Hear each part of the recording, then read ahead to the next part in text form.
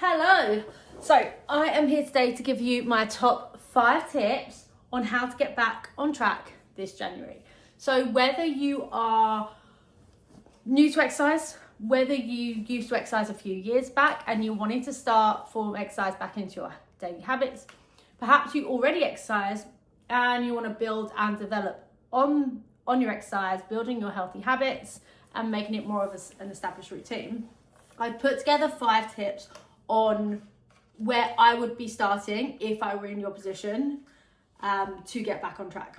So I've got my notes here because honestly, I wouldn't remember everything that I wanted to say if I haven't written it down on my notes.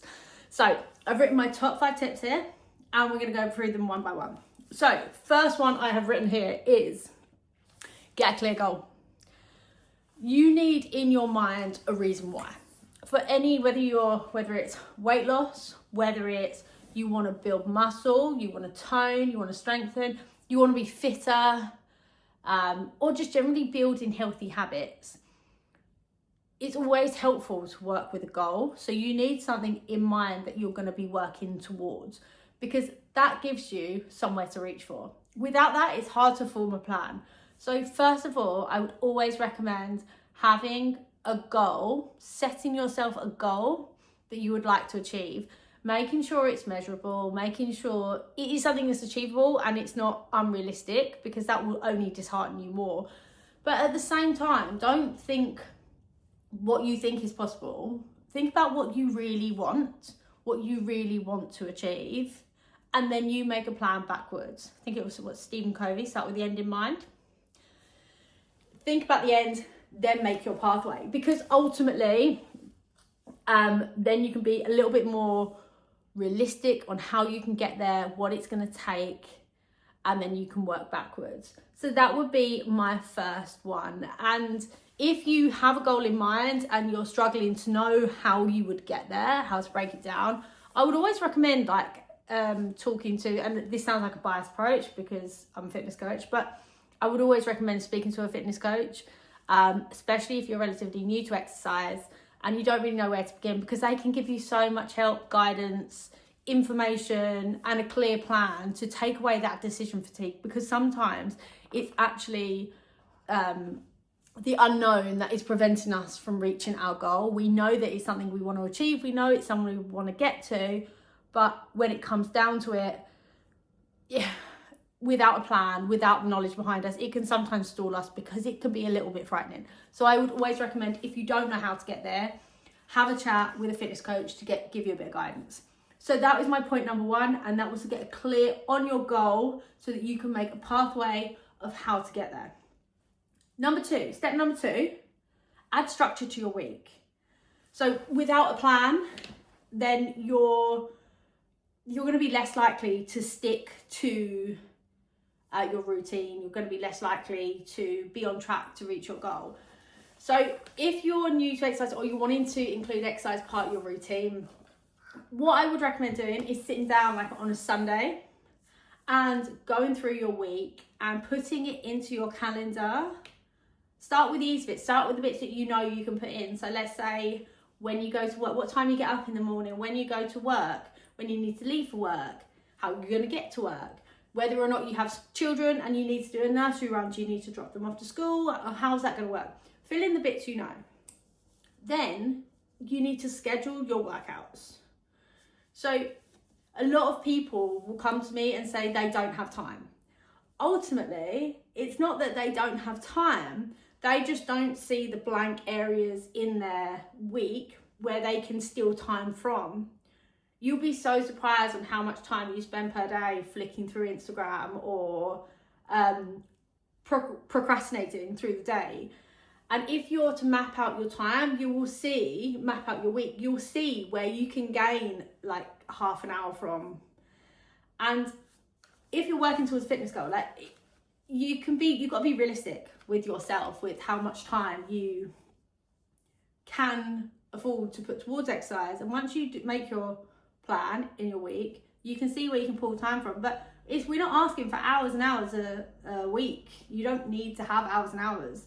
I would recommend starting, especially if you're new to it, start with 30 to 45 minute sessions per week, and I think that's a really achievable starting point.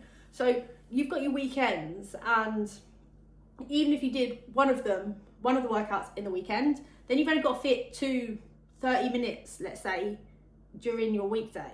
And if you say that you can't fit those in, I'll be really, really surprised. That even if it means you're getting up 30 minutes earlier to accommodate it, there's often ways that you can work around things to make it work. Because if you truly want to make it happen, you will make it happen, right?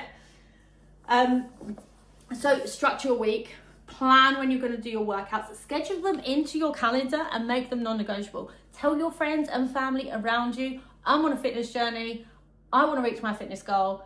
To do that, I need to be working out 3 times a week, and this is when I'm going to be working out. Please can you check in on me? Please can you make sure I'm doing it? And then if your partner or anything, if you need to have your kids looked after, make sure they're aware, like, or would you mind looking after them for 30 minutes on this morning? Or could you get them dressed 30 minutes this morning while I go and do my workout? Or do you know what? Chuck an iPad in front of them if need be. Like, whatever it takes for you to have that spare time, for you to work on yourself and work towards your fitness goal. It's not selfish. Like, it's really not selfish. You exercising and prioritizing yourself sometimes isn't selfish at all. In fact, it can be really good for your friends, your family, your relationships around you, particularly if it's going to improve your mental health, how you feel about yourself, how you turn up for your friends, for your family. It can be so good, so beneficial. So that's point number 2. Structure your week, schedule in your workouts and make them non-negotiable. Number 3, increase your daily movement. So by this, I mean, let's say increasing your steps, seeing how you can be more active through your days. I don't just mean by adding in your 3 30-minute workouts a week. I mean by instead of like driving to the train station, could you walk? Could you, if you're getting a tube into the city, could you get off, say, at Liverpool Street instead of getting off at Bank and walk that extra little bit? Are there ways that you can get off the tube stop a stop earlier so you can add in some additional steps while only taking, let's say, an additional 10 minutes maybe to walk from Liverpool Street to Bank if you work around Bank area? Like, just thinking little ways around that. Could you get off the bus stop a couple of stops earlier? Just thinking how you can do that. Could you do the nursery drop via foot instead of driving, school drop via foot? Just thinking about how you can be more creative about getting steps in. Maybe on your lunch break, you could go and use the gym in your office if you're lucky enough to have one, and just go on a treadmill, get some steps in that way.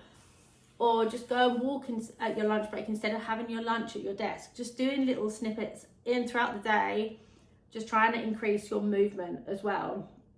So, because the small daily movements will add up quickly, and if you can increase your step count, that is really, really beneficial. So what I would say as well, if you can take your average step count, whether it's on your phone's never going to be as accurate because you don't carry it everywhere.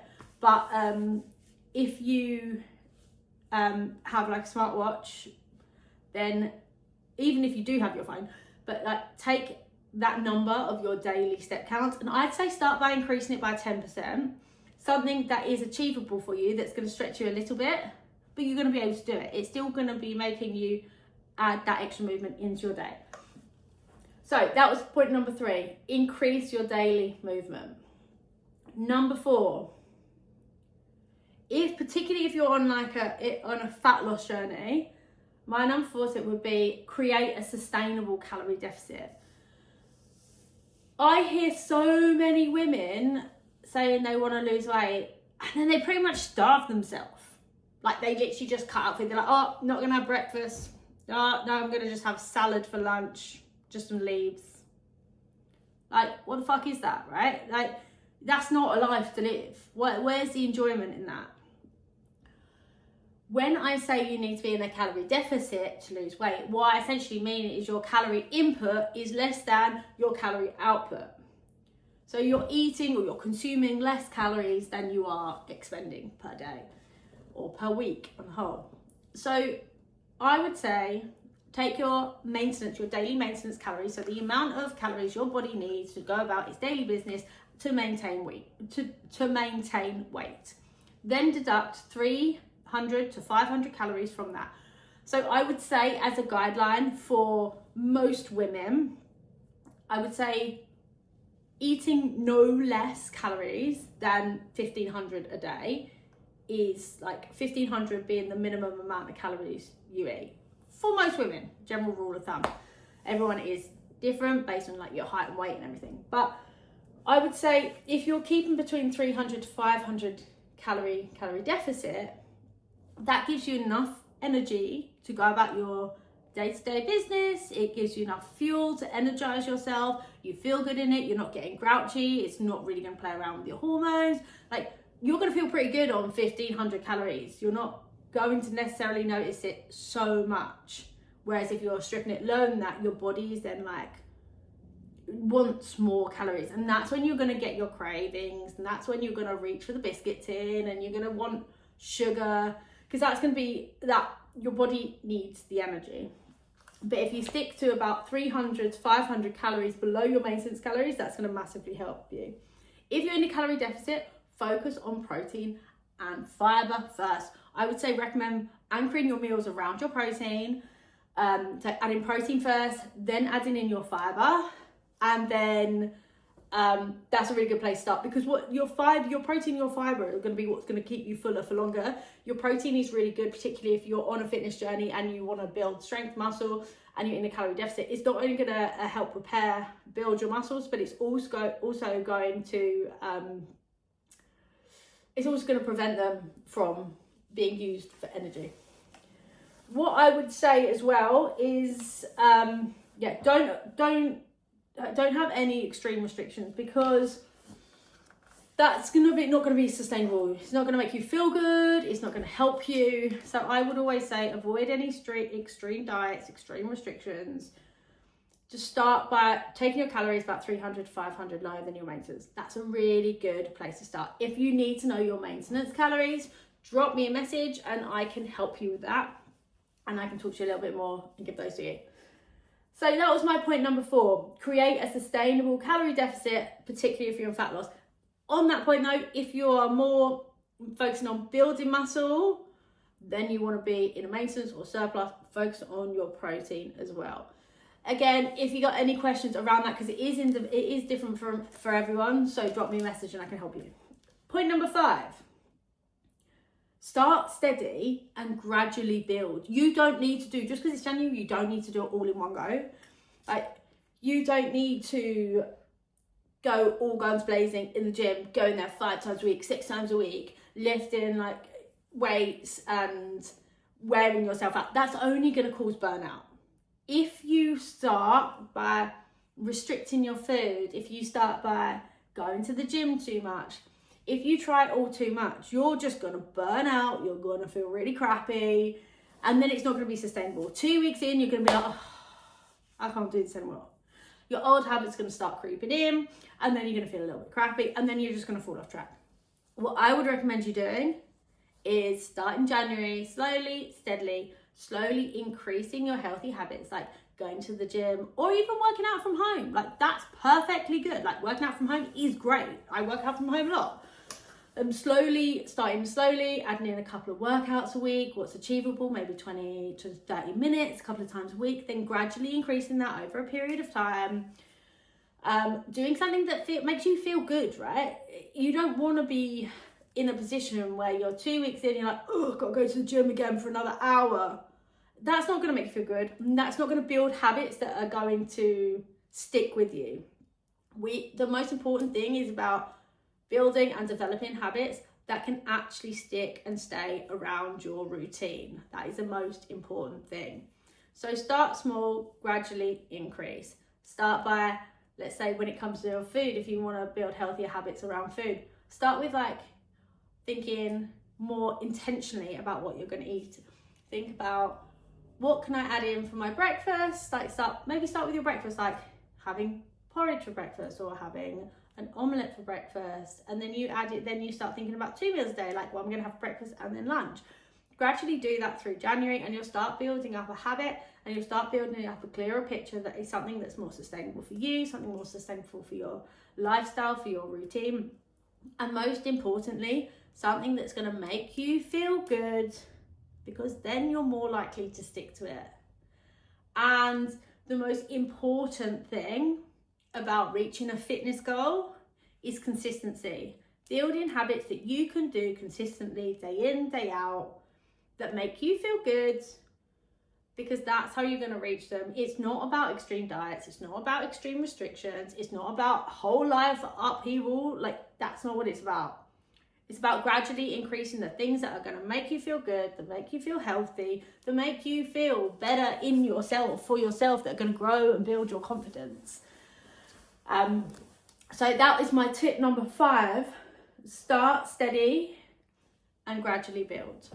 So these are my top 5 tips for how you should start, or stop the things you should start be thinking about and focusing on to form your healthy habits and kickstart your fitness journey in January. Things that are going to be sustainable, things that are going to make you feel good.